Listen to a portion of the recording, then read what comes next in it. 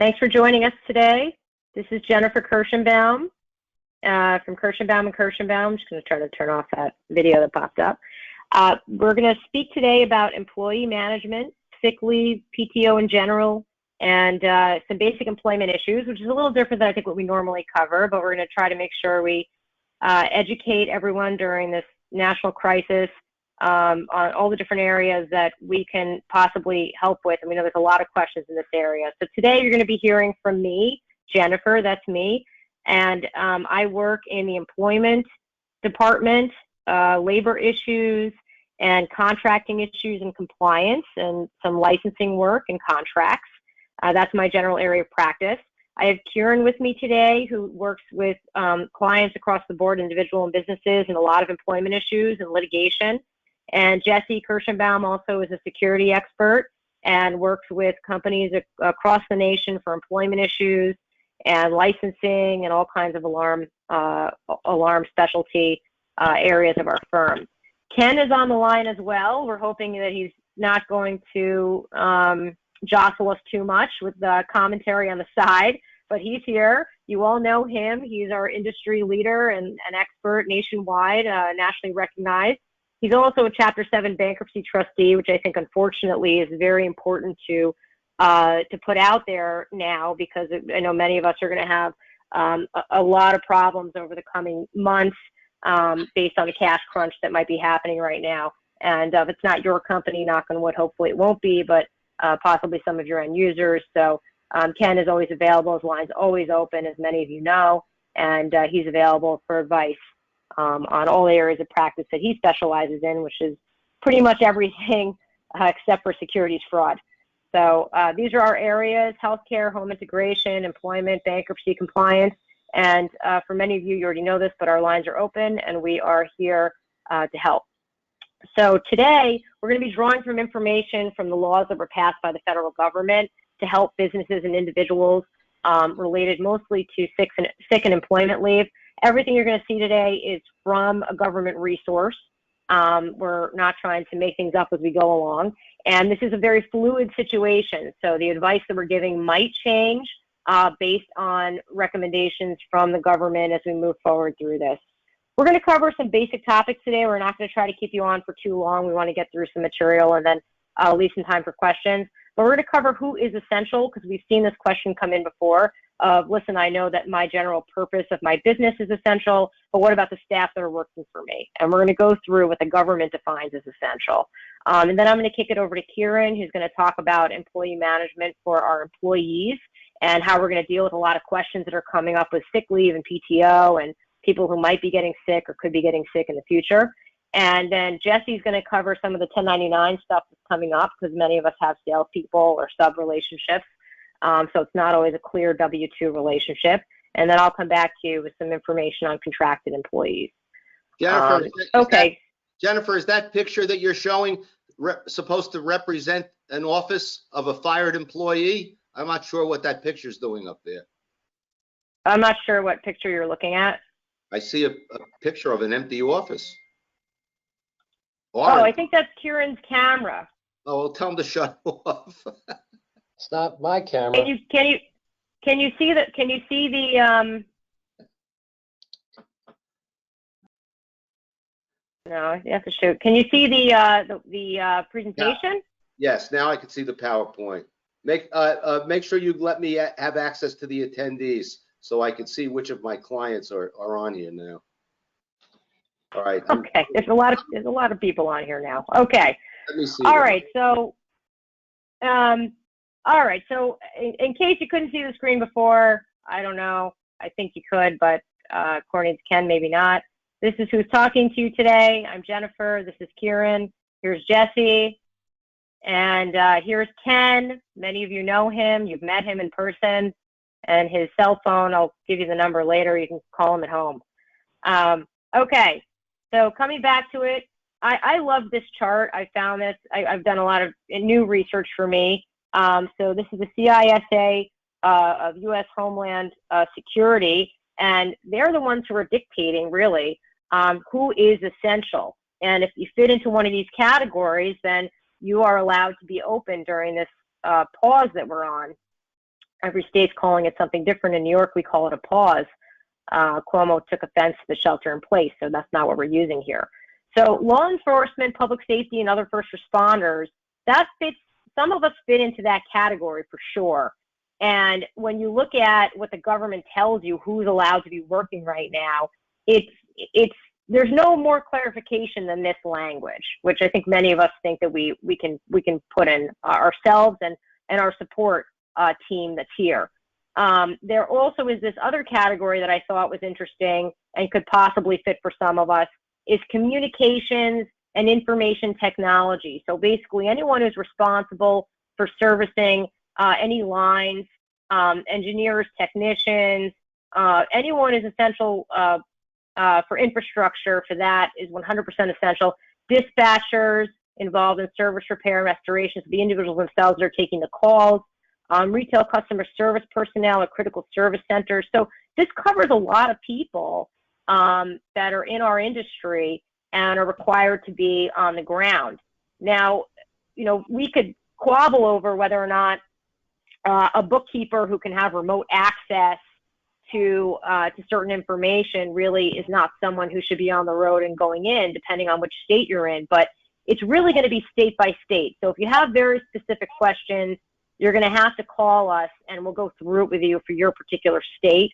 But on the federal level, it's pretty encompassing that if you fit into one of this square infrastructure sections, that you're completely justified in having your people come in to help support your operations. So here's information technology more. You can see there's a lot of language here: suppliers, designers, transporters, other workers supporting this industry and infrastructure. It's a lot of people that fit into this category of essential. So I'm going to turn it over to Kieran now on some of our employment issues. Good afternoon / morning, everyone. I'm going to speak briefly about, to start, the Families First Coronavirus Response Act, which affects all private employers with 500 and less employees.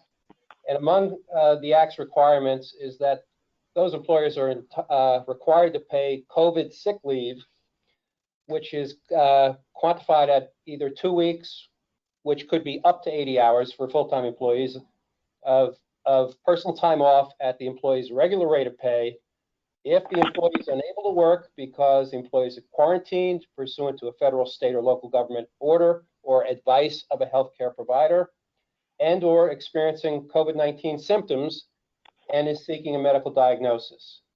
The Act further provides for 2 weeks, again up to 80 hours of personal time off at 2/3 of the employee's regular rate of pay.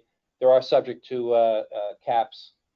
Because the employee is unable to work because of, one, a bona fide need to care for an individual subject to quarantine, or two, care for a child under age 18 whose school or child care provider is closed or unavailable for reasons related to COVID-19.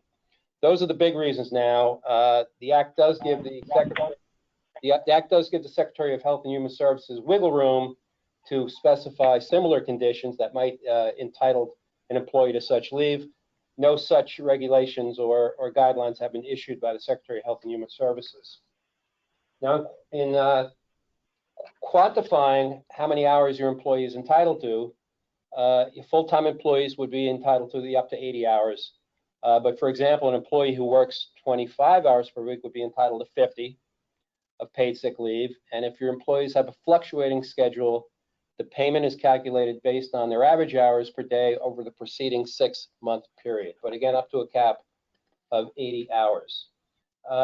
One more thing in this regard, the Federal Department of Labor instructs employers to require employees to provide documentation in support of either why they need the paid sick leave or the expanded family leave under this Act.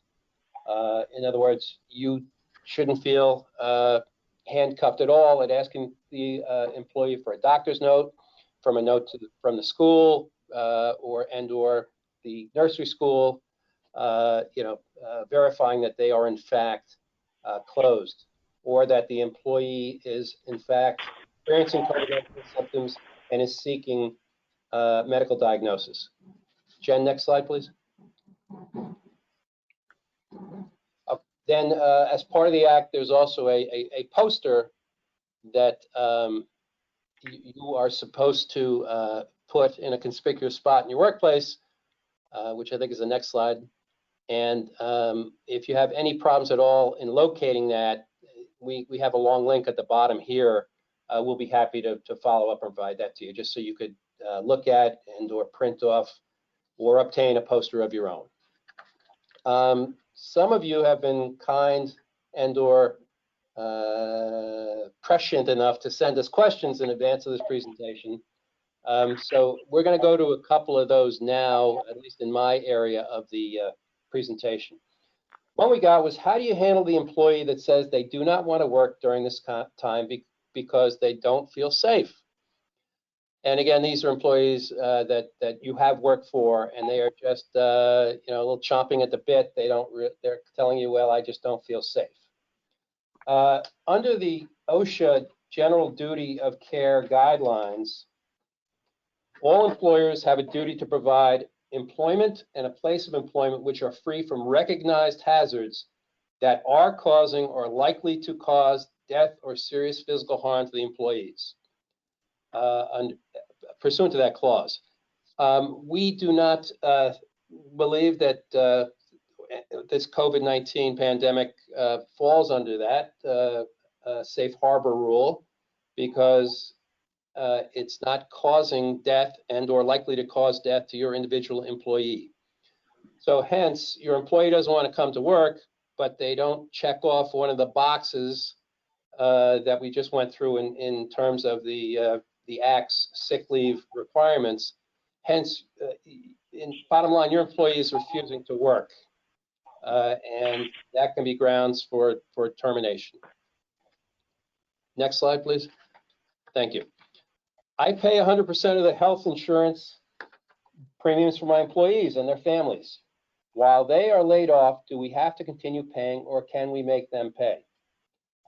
This is a good question. Again, if your employees are laid off, you may, and this is a concern of yours, that you do not want to continue to pay for their share of the health insurance premiums, you can terminate them and send them a COBRA notice. In which case, if they want to continue their health care coverage, they would be entitled to pay 100% of the cost thereof. You should also look at your group health care plan documents to determine whether a reduction in hours would constitute a change of conditions that would make your employees no longer eligible for health care coverage. But again, COBRA, if you're concerned about paying the cost of the healthcare coverage, which many employers rightfully are in this environment, and your employees aren't working for you and not bringing any income in on your behalf and are laid off, consider termination and a COBRA notice with the potential for rehiring if and when things improve. Next slide, please. This is an interesting one. I have one employee that is 72 years old that wants to work but would rather not work. So I sent him home for his own safety. Do I have to pay sick leave?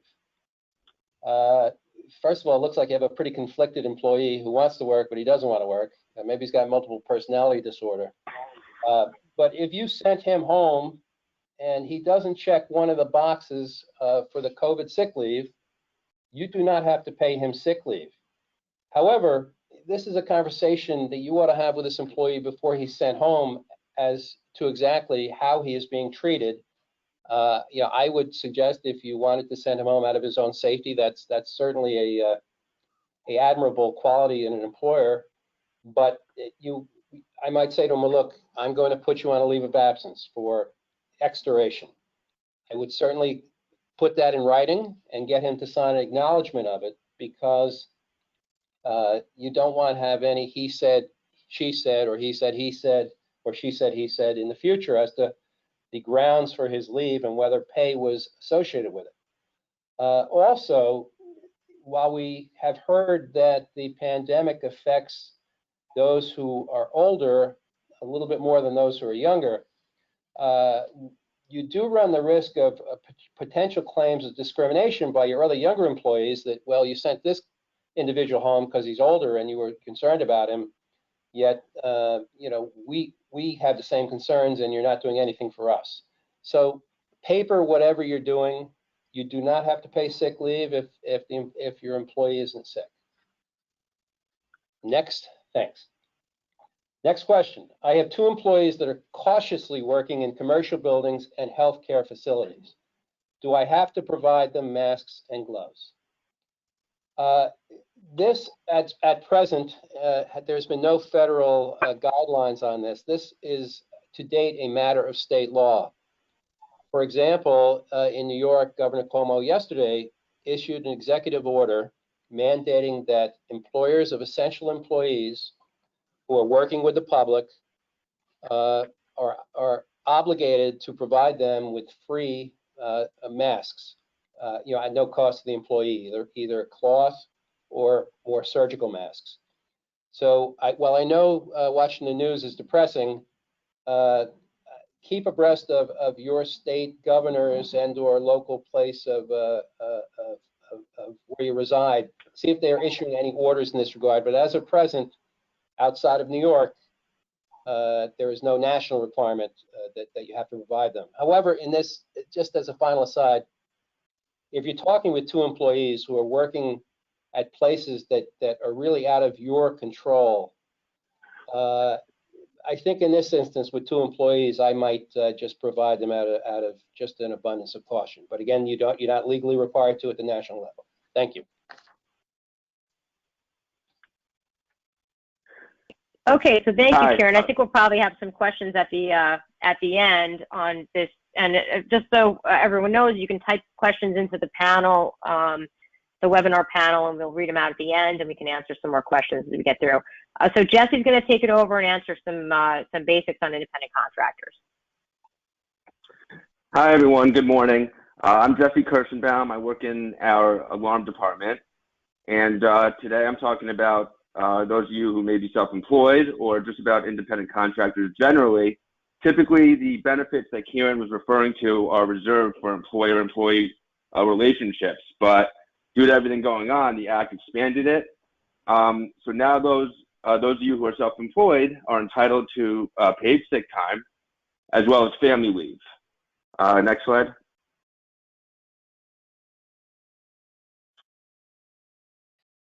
So the paid sick leave, if you can qualify for that as a self-employed individual, if you're subject to a government quarantine, have been advised by a healthcare practitioner that you need to self-quarantine, or even if you're experiencing symptoms of the coronavirus and are seeking medical attention. This is capped at 10 days, unlike what it's less than a typical employee, but it's capped at 10 days, and you're entitled to 100% of your average daily income, up to $511 per day. So if it's over that, then you will be entitled to $511 per day.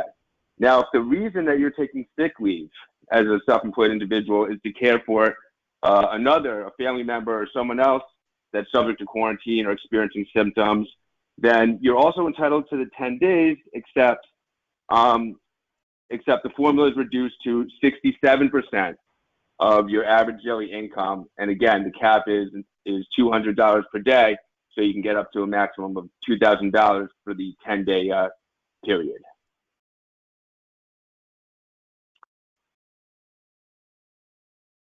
Okay, so for family leave, a self-employed individual is eligible for paid family leave if they need to care for a family member. This also includes if you have to stay home to take care of a child because their school is closed or daycare is not accessible due to the current environment. And the maximum amount of days that you can take under this is 50. Similar to the second category of the paid sick leave, it's capped at $200 per day, or 67% of the average income, whichever's left. So to determine average income, you just take the net earnings for the taxable year, and you divide it by 260 to arrive at that number. And the way it's paid out is it's a tax credit. So on your quarterly payroll taxes, you would apply the credit, and and it's refundable. So no matter how, even if you make $0 at the end of the quarter, you will get that money back. It just may take a little while.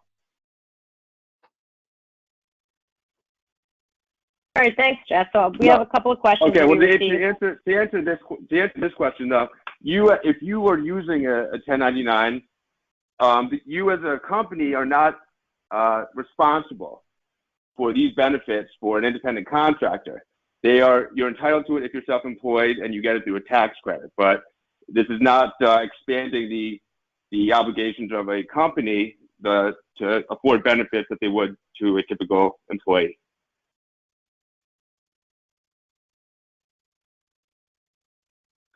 Well, same thing here. So as far as commission, it's the same thing. You can qualify if you're self-employed and you can get the credit yourself, but any company who utilizes 1099s will bear no responsibility.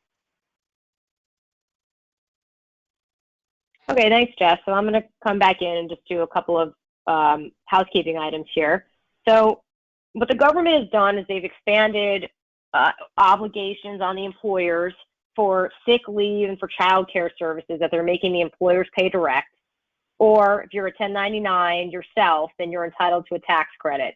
Now, for the employers that are paying out for W-2 for sick leave or child care, you will recoup monies that are expended dollar for dollar on a tax credit, which will be probably on next year's return. And then when will you receive the benefits of that? I don't know, a year from now.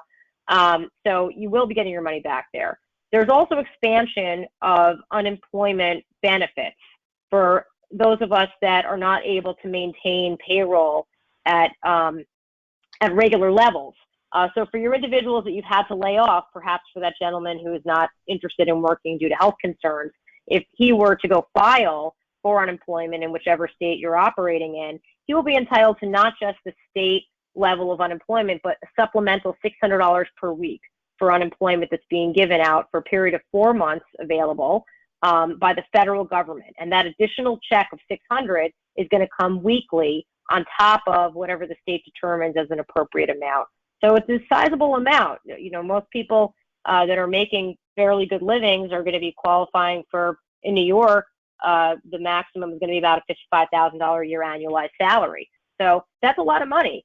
And so individuals, what we're concerned about actually as employers is what if someone is making so much that they're not really incentivized to come back? And we have not seen the state solve for that yet, at least in New York. I don't know if any others have actually lowered maximums on the state level. We are looking for that because I'm interested to see that employees are not incentivized to stay home. W-2s and also 1099s can file for unemployment. At least in New York State, the 1099s are able to now file for unemployment, which is an expansion. In New York State, I can't speak for the others, but owners of entities of a corporation are not allowed to file for unemployment in this state at this time. So it's really just for people who are employed in some capacity or working as a 1099. A requirement for unemployment is that no work is available for the recipient. So how are they going to check that? I don't know how the government is probably going to audit on that, but hopefully when our staff is offered employment to return to prior levels, they will take it and not continue to subsist on government subsidy. So some of us have other situations that we have to be careful about. We have people that are in the company that are not necessarily at will. They've signed a contract with maybe a termination provision in it. Could be an executive for a bigger size company, or it could be any size could have an actual contract, or possibly a lawyer wrote in at will, but then also said you have to give 30 or 60 days notice. It happens. What do you do in that scenario? And we really need to cut payroll. Our subscribers are not paying as they're supposed to, and we're at a 40% default level this month, and we're having a real cash crunch problem. Well, in that scenario, you have to be really mindful of the contracts you have in place, because just cutting someone's salary and cutting hours is possibly going to put you in default under a signed agreement. And that is not something you're going to want to deal with as we get back online here, possible claims of breach of contract, other legal issues. So just be really mindful of whether or not you've entered into different contracts and that you are getting consent to modify terms, or you're abiding by the terms of an agreement. We've seen many companies send out amendments two contracts, basically saying, look, you're going to make 50% of what you were making, and if you don't agree, you're going to be terminated. We'll terminate you in accordance with the agreement. So that is something we've seen happen. That was about 2 or 3 weeks ago. Now a lot of people are kind of figuring out how to either make it through, or they're holding their breath waiting for the PPP money, which I'll talk about very briefly as an update. And we'll see. So if you need strategy going forward, you can always reach out and we'll help you look at those agreements. Can I keep our health insurance in place but terminate for employees? This is a trickier question. It's going to depend on your plan. Kieran already spoke about how you can, if you are able to keep your plan in place, whether or not you can pay for employees or pay COBRA for employees. And the answer is you could pay the COBRA payments if you want. There's no obligation for you to do so, but many companies are. If for yourself, if you say you and your wife have health insurance through the company, and then also some of your employees are on a plan with you, can you terminate the employee's plan but not your own? That's going to be 100% dictated by whatever plan you do have in the plan policy. So you're going to have to speak to your broker about that and go through the policy terms. The Paycheck Protection Program, Stacy will be happy to know that she made it onto the slides. Stacy Spector, one of the lead attorneys of our firm, is administering our program, which we're helping clients with. Many of you have already signed up for that.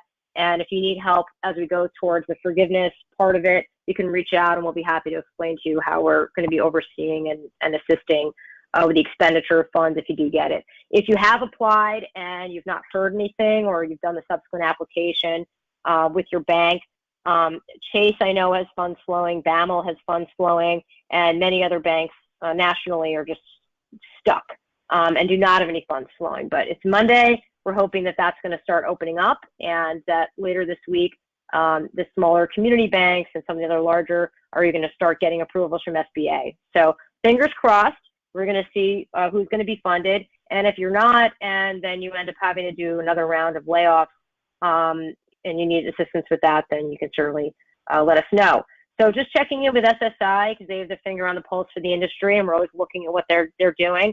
SSI is pointing a finger towards Emerald, which is their event planner, event coordinator, and they do a lot in the industry. And Emerald is looking towards the World Health Organization for some of their resources. So for coronavirus, getting workplace ready, they're looking towards the World Health Organization. Other resources, Kieran cited from OSHA, CDC is another guideline that we're looking to incorporate into protocols and procedures for employees as we start bringing people back. And the reality is that, look, we're in a post-COVID world here, and we're all going to have to get ready to open in different capacities and get back to work, whether that's going to be in full freight this month or sometime next month or the month after. Might actually be rolling opening, so may not be the same for everyone, and it's going to be a faucet we're going to turn on slowly. So we want to make sure that we get the protocols in place now so we can do that in a healthy manner for our employees and for our customers. So this is who's going to be answering questions, and Ken, if he's still on and wants to tag in, we'll get his expertise as well. I'm going to see what else is coming in here, and I'll open it back up for some questions. Okay, so we have a lot. Okay, does the Families First Act only take in effect for an employee that has already depleted their company-issued sick leave? I'll just answer the ones that I can, and then Kieran, if you want to stand by in case I have to punt. But from my perspective, the Act gives new days. So it has nothing to do with PTO that you've already awarded your employees by their employee handbook or by their contract. This is extra days, and it's only for a sick person. So it's for an individual that has been diagnosed with COVID or is prosecuting that diagnosis, and is not just someone who's staying home who has anxiety, who thinks that they might have a sore throat, they have a headache, and they just can't smell so good today. That's not the person who qualifies for this leave under this Act. And you are absolutely entitled to ask for documentation from an individual that they are actively looking for diagnosis. So many healthcare providers are doing telemedicine right now. Even if the person is too sick to get out of their house, but not sick enough to be hospitalized, and they do a telehealth visit, I would say at a minimum you can ask for that to be sent in. In regards to small business exemption for under 50 employees, is there an exemption form or application available? If not, how do we know that we will be exempt? So for businesses that are under 50, you can seek exemption by a government agency. So the exemption form we can pull and try to send out to you. I'm not sure if it's state or federal. I think it was on a state level that you had to apply, but we'll double check on that and send it out. Okay. We have an employee that is scheduled to come off of FMLA this week for the birth of a child. She's scheduled 6 weeks. Her planned daycare is not operating due to COVID. Can she stop FMLA at scheduled return date and go on Families First Care Act? Kieran, you just had an issue like that. Do you want to take that one, or do we need to punt on it and get back to him? Well, I'm going to read it again. Yeah, if you give me that one more time, please. Sure. So we have an employee come off of FMLA, but she only took 6 weeks of FMLA, and now the daycare is not open. So he wants to know if she can transition from FMLA to the FFCRA. Yeah. And take advantage of the paid leave. She can, however, with the proviso that the DOL has given clarity, I think it was toward the end of last month, as to the interplay of FMLA and the expanded FMLA under the Act. Bottom line, the employee is entitled to 12 weeks in a 12-month period. If she's already taken 6 weeks of unpaid, she would be entitled to an additional 6 weeks of paid, but again, no more than 12 weeks in the 12-month period. Okay, next. As an employer, are we required to pay 2/3 under the expanded FMLA to an employee who is offered to telework but doesn't want to work the hours presented? That one I know is an easy one. You do not have to, well, maybe Kieran, you'll add some exposure to this, but from my perspective, to an employee you have worked for and you're willing to give an accommodation to work from home, you do not have to offer leave to, because they have an opportunity to to work. So the answer is no. But the question is, on the back end I have is, if someone is looking for coverage under the Families First Act, do they have a qualifying event? Is there a child at home, or are they sick, or are they taking care of someone who is legitimately sick? I think that's the answer from my perspective. If a company is less than, yes, sorry, guys. Go ahead. Okay, if a company is less than 20 employees and COBRA does not apply when employees are laid off, is there a solution for them other than loss of insurance? This is new for me. I'm not aware of having a plan in place that doesn't have a COBRA option. And again, a lot of states have what's called mini COBRAs, so you also have to check your state law as to your responsibilities as an employer. If a plan terminates with no coverage possible for the employees, there has been talk of opening up re-eligibility under the Affordable Care Act. I haven't seen anything concrete in that regard. I think the governor of New Jersey has been pushing very hard for that, but at this point, I don't think there's too many options for an employee to attempt to seek alternate coverage.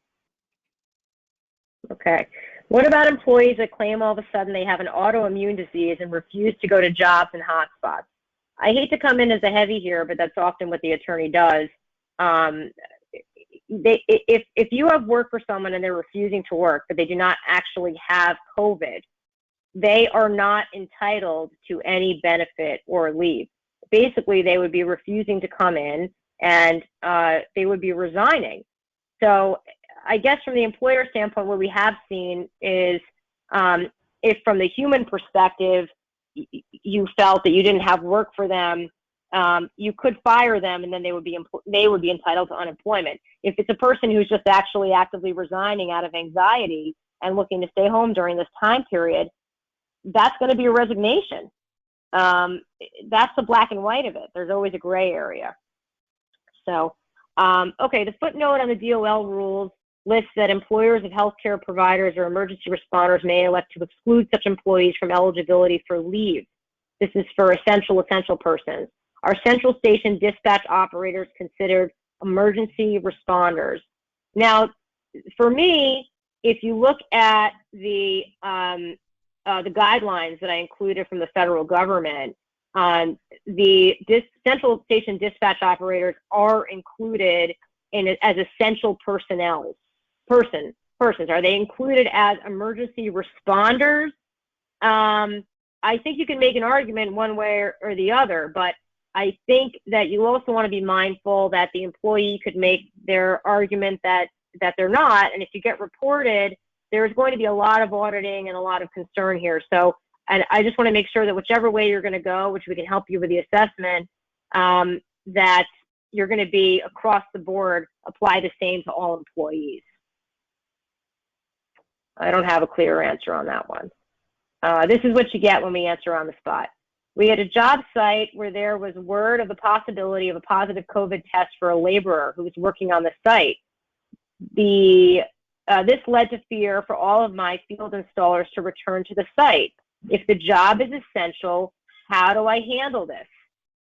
Now, this is a tough one, and as Kieran already stated, PPE and protocols, there's some guidelines that are issued, but it's going to be state by state on how there's going to be full protection here.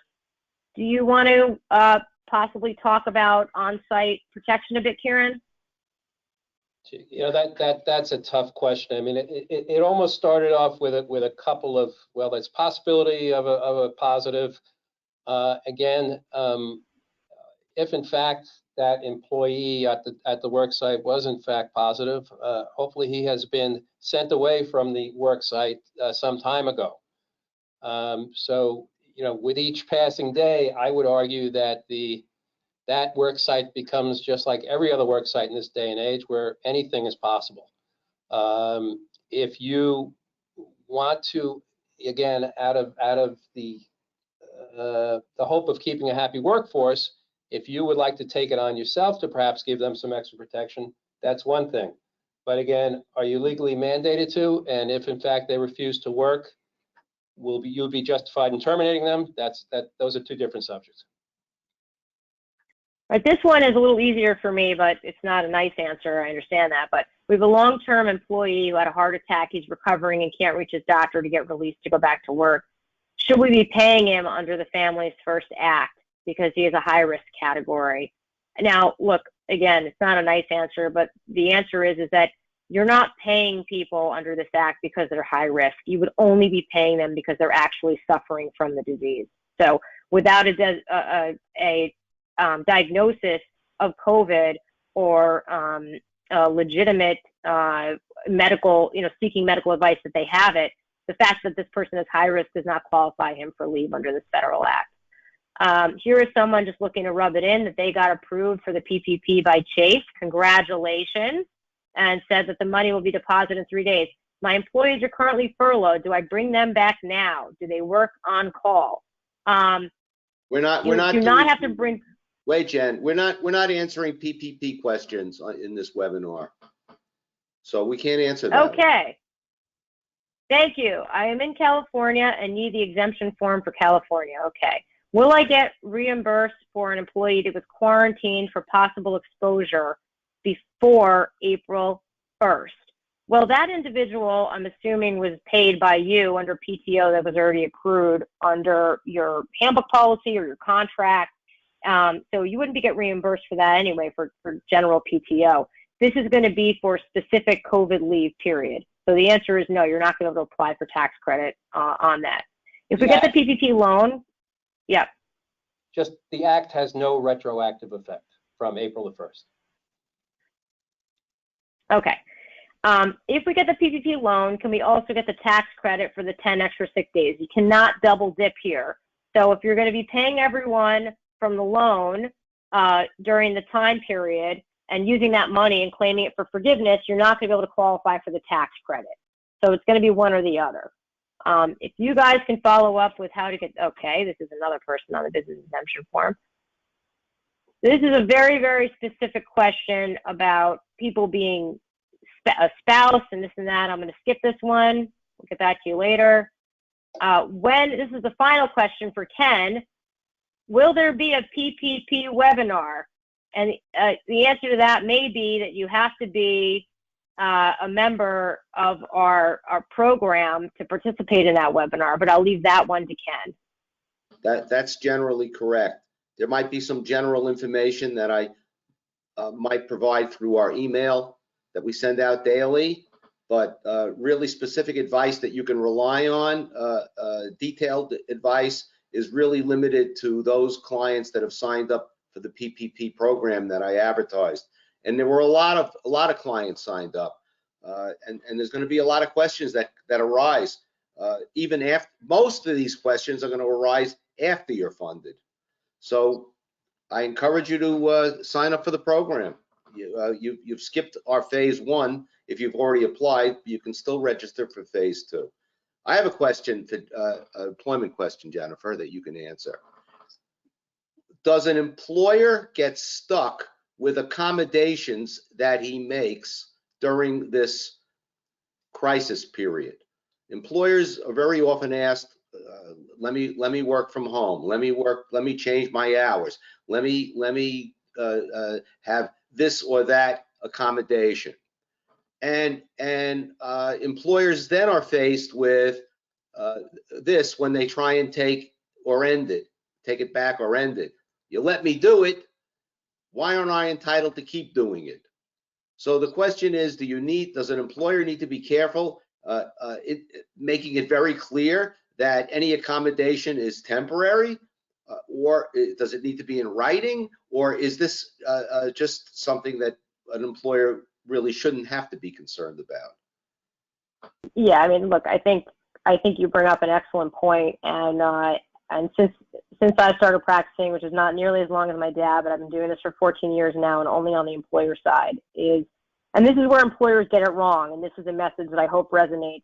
You know, it's one of the final points of this discussion, is you'll be digging your own graves with accommodations that you're making right now, because this is going to become a new normal. So not only do you have to document, but I would recommend drawing some more severe lines on what your employees are going to want. And it has to be in writing. If it's going to be an accommodation solely during this time and you want to be able to retract it, it has to be very, very specific. There should be a start date, an end date.